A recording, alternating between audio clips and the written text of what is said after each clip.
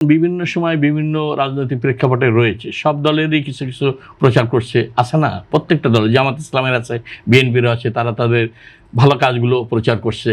আবার কেউ প্রতিপক্ষকে ঘায়েল করার জন্য কাজ করছে, সেটা কৌশল নির্ধারণ করে তার। এমন কিছু রাজনীতিতে আমাদের করা হবে না। আমাদের সহনশীলতা, পরমত সহিষ্ণুতা থাকা উচিত প্রত্যেকের মাঝে, বিদ্যমান রাজনৈতিক দলগুলো।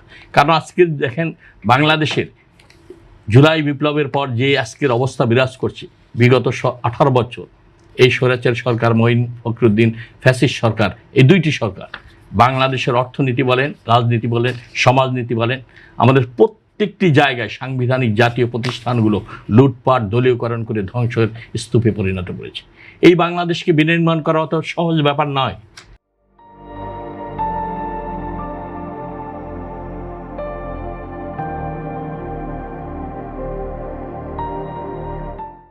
আজকের একটি মানুষের বহুল প্রত্যাশিত, অনেক প্রত্যাশিত, আকাঙ্ক্ষিত একটি পার্লামেন্ট রক্তের উপর দাঁড়িয়ে, হাজার হাজার মানুষের আত্মোৎসর্গতার মধ্য দিয়ে, হাজার হাজার মানুষের পঙ্গুত্ব বরণের মধ্যে দিয়ে, 18 বছর কত মানুষের ত্যাগ তিতিক্ষার মধ্য দিয়ে আজকে বাংলাদেশ এখানে এসে দাঁড়িয়েছে, এই পার্লামেন্ট প্রতিষ্ঠিত হয়েছে। এই পার্লামেন্টে সরকারের কাছে তো, সরকার এবং বিরোধী দল সবারই কাছে মানুষের প্রত্যাশা রয়েছে, বহুল প্রত্যাশা রয়েছে।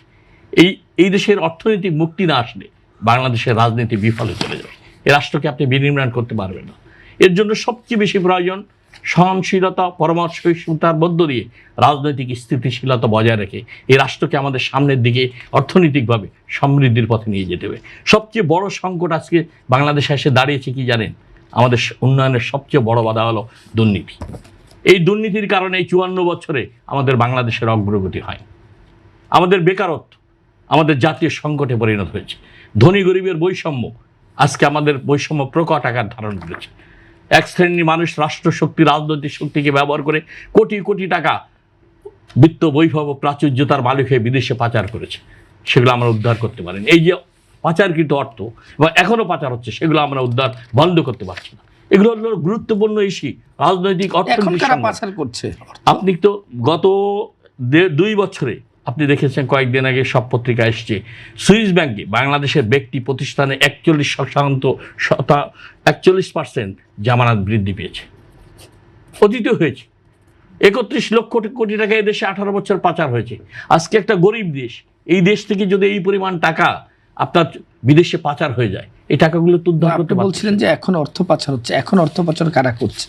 আপনাকে সুযোগ সন্ধানী সুবিধাবাদী যারা আছে তারা তো করবেই। বিভিন্ন রাজনৈতিক প্রেক্ষাপট পরিবর্তন হওয়ার পর তারা ভোল পাল্টিয়ে তারা তো তখন সেই সুযোগ সুবিধা নিয়ে করবে। একটা দুর্বৃত্ত শ্রেণী তো সব সরকারি আমলে রয়েছে। আপনি তো বলতে পারবেন না যে বিএনপি সরকার রয়েছে সব বন্ধ হয়ে গেছে, এটা তো আপনি বলতে পারবেন না। সব সরকারের আমলে সুবিধাবাদী সুযোগ সন্ধানীরা রয়েছে, তারা রাষ্ট্রের ক্ষতি করছে, তারা নিজেদের ব্যক্তির স্বার্থে তারা এগুলো পরিচালনা করছে। কিন্তু আমাদের সবচেয়ে বেশি প্রয়োজন হবে, আমাদের মাননীয় প্রধানমন্ত্রী তিনি প্রতিশ্রুতি দিয়েছেন, অঙ্গীকারবদ্ধ রয়েছেন, দুর্নীতিমুক্ত একটি ন্যায় ভিত্তিক সমাজ ব্যবস্থা তিনি গড়ে তুলবেন। সুশাসন আমাদেরকে নিশ্চিত করতে হবে, গণতান্ত্রিক শাসন ব্যবস্থা। তাহলে তো আপনি এই দেশকে, এই বিধ্বস্ত অর্থনীতি বাংলাদেশকে বিনির্মাণ করতে পারবেন না। এই জন্য প্রয়োজন রাজনৈতিক স্থিতিশীলতা বাংলাদেশে। সেটা আমি সবচেয়ে মনে করি সবচেয়ে বড় প্রয়োজন হয়ে গেছে আমাদের রাজনৈতিক স্থিতিশীলতা।